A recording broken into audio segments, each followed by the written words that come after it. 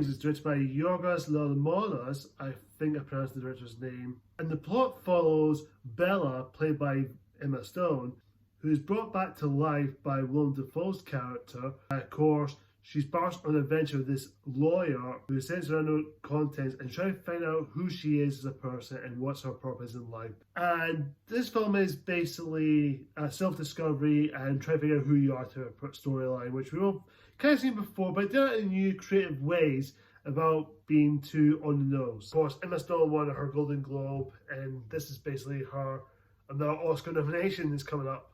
Now, this film has been praised by critics and audiences, and this film came out last year in December, but I didn't get this till today on 12th of January, which is I'm recording this now. This will be tomorrow the 13th. If you're watching this now on Saturday morning, I want to start by saying the film looks absolutely stunning. This is a well-made, very well-crafted movie, and this is an absolutely stunning film to look at.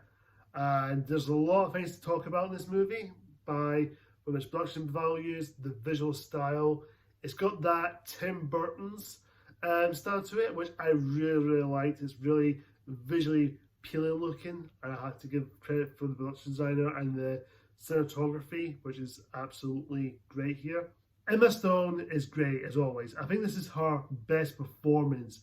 She is magnificent to watch. She is just full of energy. She brought that character as her own. It felt really natural. It felt like she belongs in that world that she's in, and she plays that very retarded girl because she swapped with a brain of her own mind after she died, and then brought into a baby mind where she was pregnant around the time. And of course, she does this silly smashing stuff, trying to pronounce words, but over time her mind starts to grow, and then of course starts developing intelligence. And there's a lot of things in the film which during the second act of the movie come up to this third act, it does come across like it's really uncomfortable to watch, and there's a lot of times I was kind of cringing, or I wouldn't say it's uncomfortable to watch, but it was kind of awkward in a certain way. It's kind of like, oh god, this is kind of comfortable to watch. But if you know the scene, you know what I'm talking about, because there's a lot of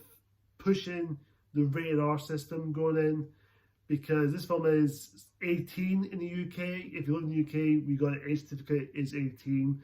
And of course, in America, if you watch this from America, it's rated R.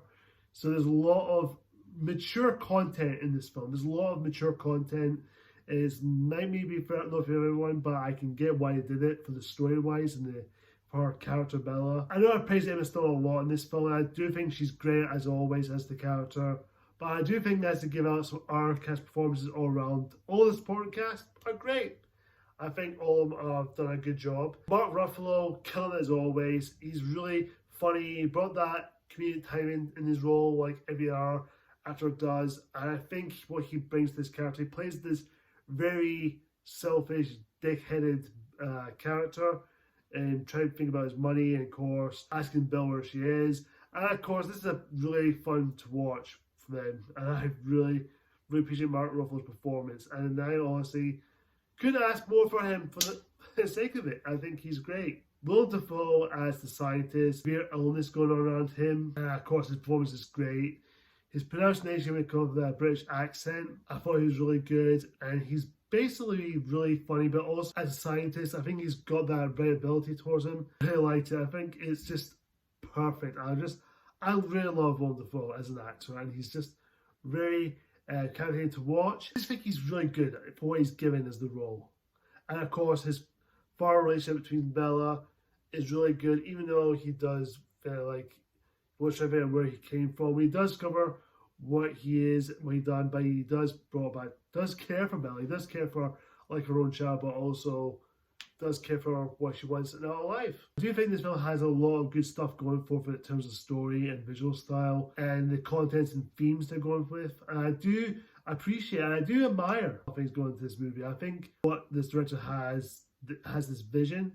It's a lot to take in. I really do appreciate what this film director is going for. I will say the only nitpick I have in the film is this is a 2 hour and 21 minute runtime, and it does feel a bit slow, a little bit kind of like it's dragging on a little bit. It does feel like it's stretched a little too long, the third act of the movie. I did feel like they kind of made me lose my steam a bit. I kind of like, okay, can you pick up the pace a little bit? But I did at the end. That being said, the nitpick for the runtime in the third act did stretch out too long. It could have done a little bit more, cut down a little bit. But other than that, I get why they did it for certain reasons. I think this film may not be for everyone. I don't think everyone's going to love this movie, but I do think people will go into this movie and you make your own opinion. You will love this movie. You might find it a masterpiece, or you may not love it. But I do think you will give this film a watch.